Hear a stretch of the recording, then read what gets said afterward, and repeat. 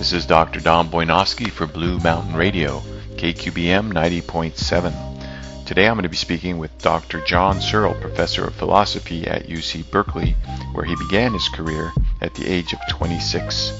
He's the recipient of numerous awards and prizes in the field of cognitive science. Dr. Searle has published 18 books and countless articles on the structure of language, mind, and social ontology, and he's widely regarded and recognized as one of the world's great philosophers of mind and language. Welcome to the program, Dr. Searle. Well, one of the first things I want to ask you, a lot of times I meet people and I'd like to talk to them about these kinds of things, and you mentioned cognitive science, and they kind of draw a blank stare. How would you describe cognitive science to a man in the street? Well, to a man in the street, I'd say, look, in a way, cognitive science is trying to do what psychology should have done. But psychology got sidetracked by behaviorism, the idea that the study of the mind is the study of behavior.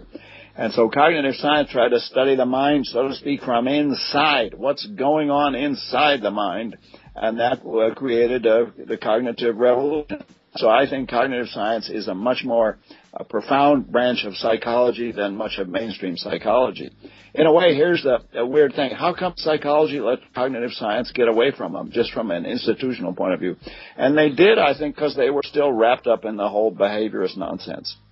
I think people have a hard time wrapping their mind around why it's so important. And it's sort of this sort of being inside the fish bowl. Does the fish really know it's in water? I'm particularly interested in what you've said in the past about the importance of language and how the human mind has developed its relationship with the world. Is there anything you could say to that to our listeners?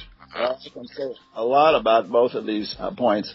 To begin with, if you're interested in human beings, you got to be interested in the human mind, and that's what cognitive science is all about. So I wouldn't try to point out the importance of cognitive science who didn't care about people. But if you care about people, you got to care about their minds, and that's cognitive science. Now, the second question you raise is just as important. That is, what's the role of language? Now, clearly, for human beings, language is essential to cognition. It's essential to the kind of mental life that we have. But it's not essential to having any mental life. I've had a sequence of dogs who are very intelligent, and they're just wonderful doggies. And they're absolutely wonderful dogs, but they have no language. So they have very limited mental life. As Rochefoucauld, the great French thinker, said at some point, a few people would fall in love if they never read about it. And I think you would have to say if they never saw it on TV or in the movies as well. But what he means by that is you've got to have the concept. You have to have the language in order to have the experiences that we have. Well, feeling pain doesn't require language. But in our sense, falling in love or wanting to run for the presidency of the United States or wishing you could write a good book or whatever your favorite, feeling the angst of post-industrial man under late capitalism, to have all of those, you've got to have a language. There's no separation from specifically human experiences from language. Would you be able to give me an example of how language shapes how we think about each other and the world? Well, language shapes the way we think about each other in a number of ways, more than I can just explain in a couple of minutes, but let me give you a couple. For one, language gives us a set of categories, and we tend to perceive things in these categories. I gave you the example of falling in love. Now, my doggie, as I said before, is a great doggie, but he will not fall in love. That's just not the way that he can behave in response to other dogs. But we do that because we have a certain set of verbal categories that enables us to structure our behavior.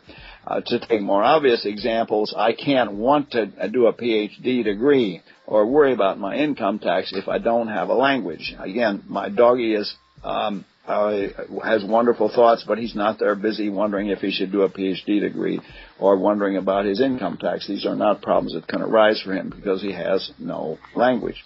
A second way that language structures experience is it gives us a set of narrative patterns that we follow. So there's a set of expectations we have when we fly by airplane or when we go into a restaurant and order a meal or when we have a love affair.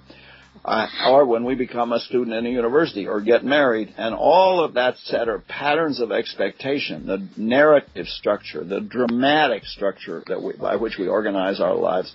All of those are linguistically constituted. No language, there's no story that we can tell to ourselves.